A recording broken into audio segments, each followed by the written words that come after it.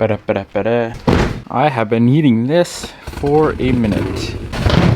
Check this out, my friends. It is currently nearly July 4th, okay? Avalon King, like they do every year, is having a massive sale on their Armor Shield 9 ceramic coating. If you purchase 2 ceramic coating kits, you'll get 30% off, free prep shampoo, and a free wash mitt as well. Every single car I own eventually gets ceramic coated. There's a few that I still need to do, Bobby's cars, and I still really want to do the new BRZ, but every other car I own is ceramic coated, has been for years. Best protection on the market for your paint, for your vinyl wrap, for your powder coated brakes, for your wheels, for your windows, for your glass, for all that good stuff. I'll link this down below.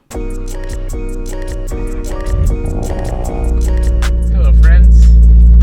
Today we're gonna get an Evo 10 on the road, and maybe even 2 Evo 10s on the road. I'm getting a little bit late of a start, but it's okay.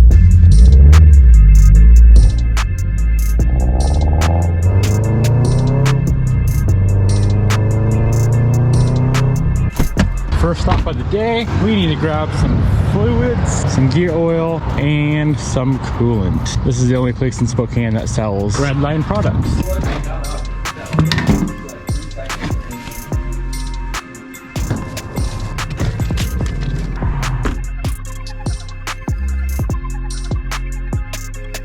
All right, boys, another day in paradise here at the shop. Let's go ahead and get this Evo 10 all finished up. Let me show you guys what we have to install to get this thing ready for the streets.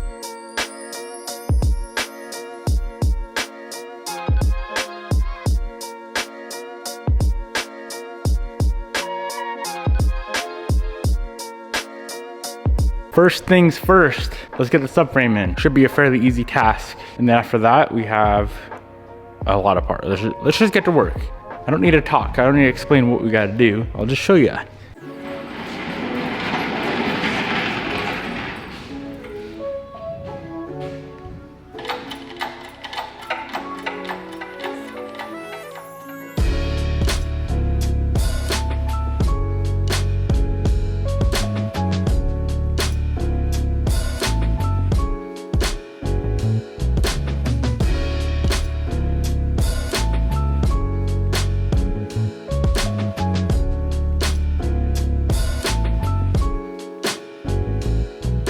Best advice I could give when throwing the subframe back in, if you do the setup my way, with the engine transfer first and then subframe, get that rear trans mount on before you ever get the subframe bolted up to the chassis of the car. So I'm gonna lift the subframe all the way up, get that bolt through, and then we can bolt this thing to the chassis.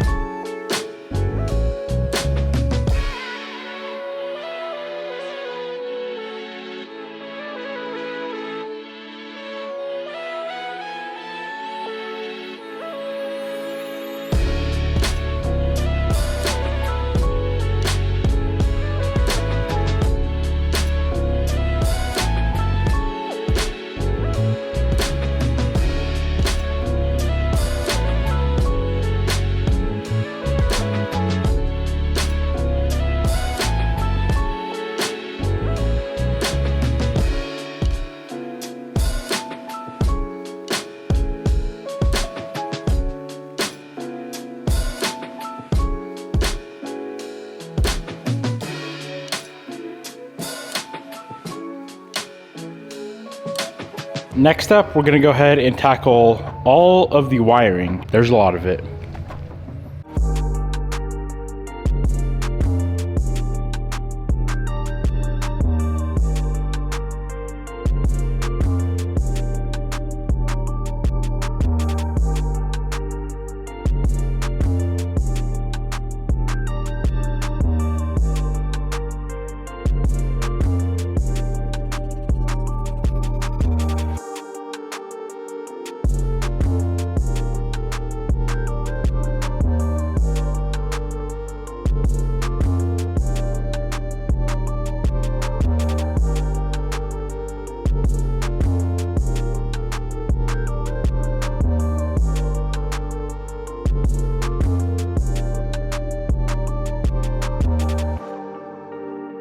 Next up, CV's brakes, suspension, ABS lines.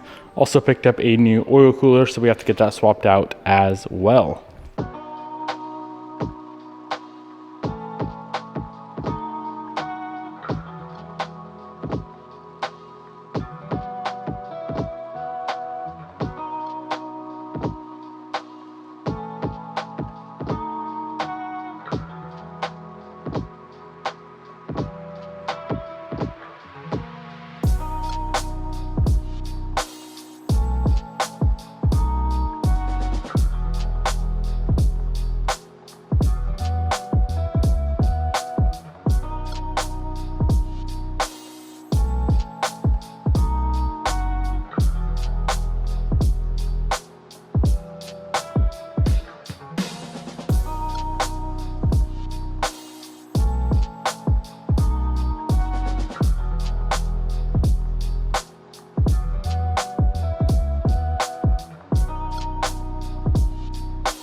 So everything you guys see left right here, that's what's left to get on the car to fire this thing up. So let's go ahead and knock all that out and we can move on to some fluids.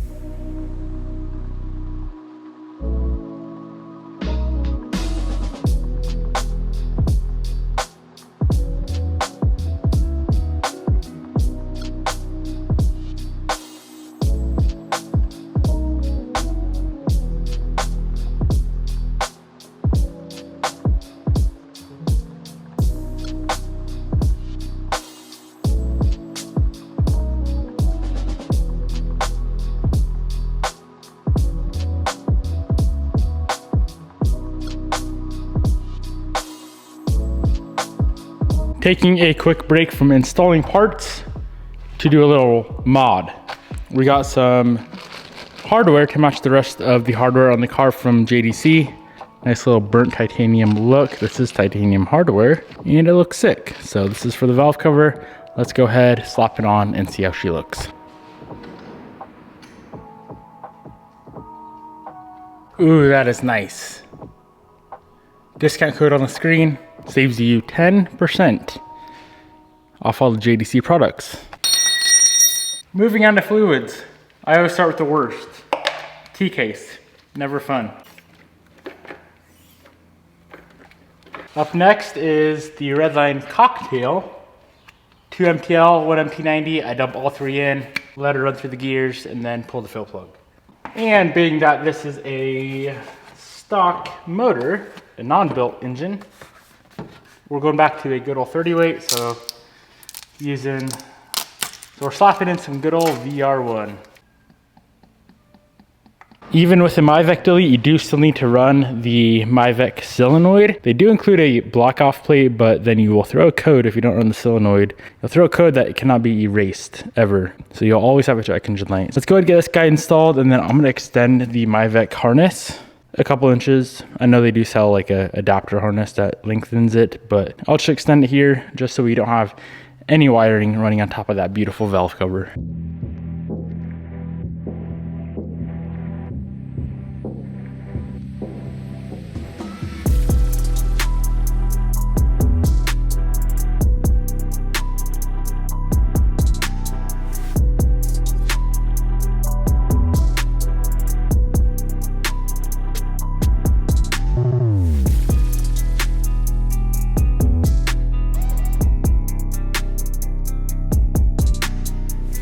The shop is a disaster, but we're ready for the first start pretty much. So I have the plugs out right now. We're gonna go ahead and build some oil pressure. Let me pull the fuse for the fuel pump so I'm not filling the cylinders with fuel. I always forget what fuse it is, 29 I think. And then I'm gonna hop inside the car, crank it over till I see pressure on our oil pressure gauge. Come back out, slap the plugs in, put the fuse in, fire it up, and this thing should be on its merry way. I did go ahead and put water in it for now. Good thing I did, because we had a water line leak, or a coolant line leak on the turbo. There was one bolt I forgot to tighten. Finally got some oil pressure, so let's go ahead, throw the plugs in, and fire it up. Ooh, I'm nervous. I've never bought a used motor and put it in the car. We don't know if it runs or not. We don't know if it's gonna knock or not. We will know in about 2 seconds.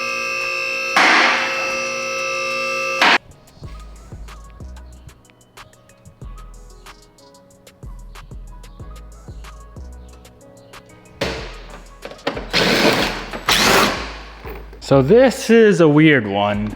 Oil's kind of everywhere because I feel like it's just splashing off that little skid plate thing we have. The majority of the oil is up in this area here. The only thing engine oil related in this area is that custom catch can that is made for this car. I don't know if it's leaking, but I'm a little concerned why there's so much oil inside the catch can for starters. So we may have some weird baffling issues going on inside of the valve cover. Well, it looks like the valve is broken.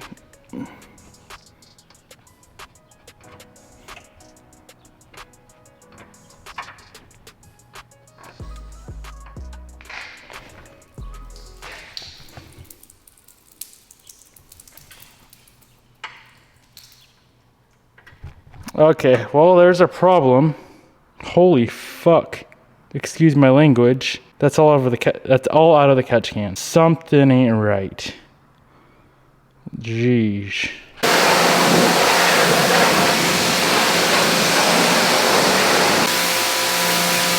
Went ahead and cleaned up the underside of this thing. It was filthy. So let's take a look at how this catch can's set up. There's 5 lines total. 2 of them run back to the intake. So of course that's not the issue. We have one here that has a factory location stock that would run back to the intake manifold. And then we have one back here. That's also a factory location. And I believe stock that runs to the intake piping or intake tube itself. And then this also has an added bung right here on the valve cover. So I'm guessing there's something weird going on with the baffling inside the valve cover. It's either that or this thing has so much blow by it's toast, but I highly doubt that because it runs perfect. It doesn't smoke at all. There's nothing weird going on other than the catch can is just filling up completely. You guys saw how much oil came out of that thing. That was probably a quart of oil in the catch can. So I'm guessing there's something weird going on with the baffling inside the valve cover. We'd have to pull it off the chuck to that port right there. And I guess that explains why we put plenty of miles on the car, never had any sort of leak. And then all of a sudden one day there was 10 gallons of oil underneath the car. So I'm not gonna fix that tonight. I need to figure out how to fix it first. If you have any suggestions, drop a comment below. That'd be nice, that'd be handy. Hope you guys enjoyed today's video. Stoked Jared's car is back up and running. Bobby's car is about to be finished as soon as we figure out that baffling issue, as long as that's the issue. And then we get this thing on the dyno and get it tuned. And then I need to work on my Evo 10 as well. And that car is probably gonna be a day to fix and that'll be back up and running as well. Hell yeah, boys. I'm stoked. All the Evos are coming back better than ever. Peace out, my friends. I'll see you guys tomorrow.